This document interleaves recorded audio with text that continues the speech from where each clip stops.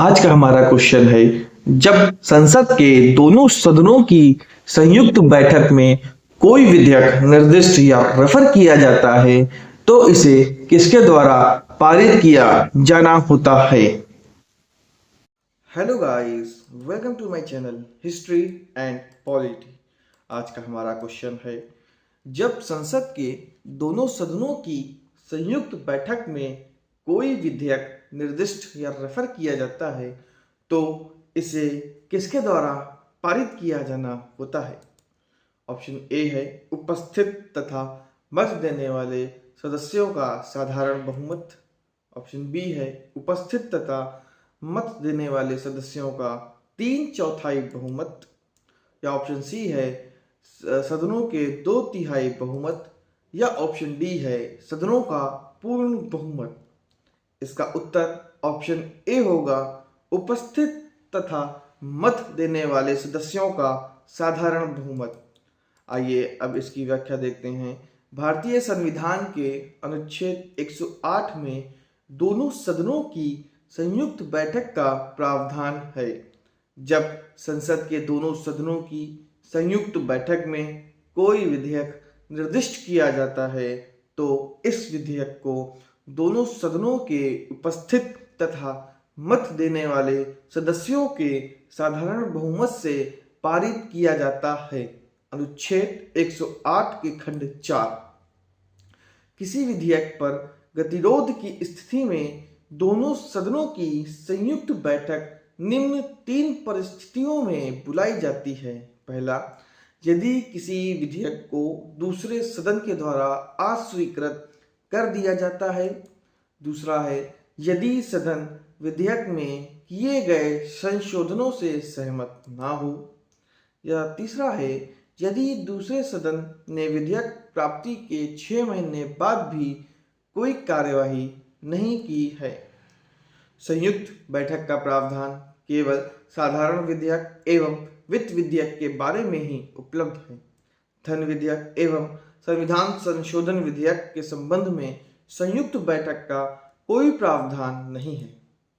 दोनों सदनों की संयुक्त बैठक की अध्यक्षता लोकसभा अध्यक्ष के द्वारा की जाती है। यदि लोकसभा अध्यक्ष अनुपस्थित हैं तो संयुक्त बैठक की अध्यक्षता लोकसभा का उपाध्यक्ष करते हैं।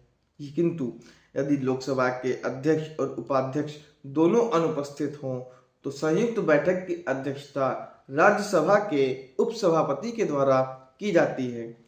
संयुक्त बैठक का कोरम गणपूर्ति दोनों सदनों की कुल संख्या का 10वां भाग होता है। संयुक्त बैठक की समस्त कार्यवाही लोकसभा की प्रक्रिया के अनुसार होती है। संसद की संयुक्त बैठक के मामले में विशेष प्रक्रिया। संविधान का अनुच्छेद 108 संसद के संयुक्त बैठक से संबंधित है। एक विधेयक के पारित होने पर दोनों सदनों के बीच गतिरोध को हल करने के लिए ही केवल संयुक्त बैठक बुलाई जाती है।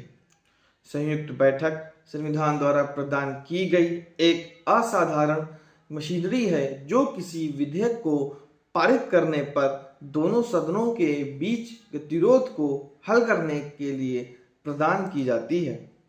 एक सदन द्वारा एक विधेयक को पारित करने और दूसरे सदन को प्रेषित किए जाने के बाद निम्नलिखित 3 स्थितियों में से किसी एक के तहत एक गतिरोध हुआ माना जाता है। पहला है, यदि विधेयक दूसरे सदन द्वारा खारिज कर दिया जाता है। दूसरा है, यदि विधेयक में किए जाने वाले संशोधनों के बारे में सदनों में अंततः असहमति जताई हो।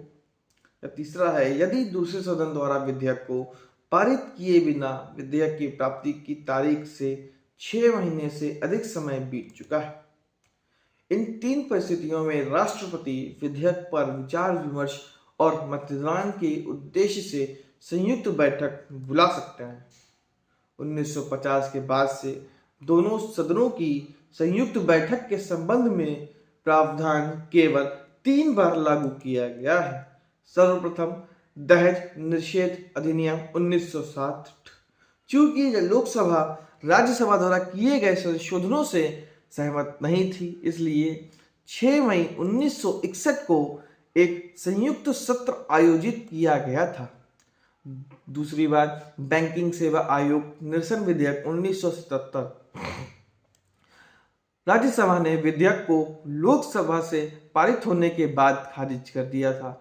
इस संबंध में 16 मई 1978 को एक संयुक्त बैठक हुई और अंतिम बार आतंकवाद रोकथाम विधेयक 2002 विधेयक लोकसभा द्वारा पारित किया गया था, लेकिन उच्च सदन द्वारा खारिज कर दिया गया था।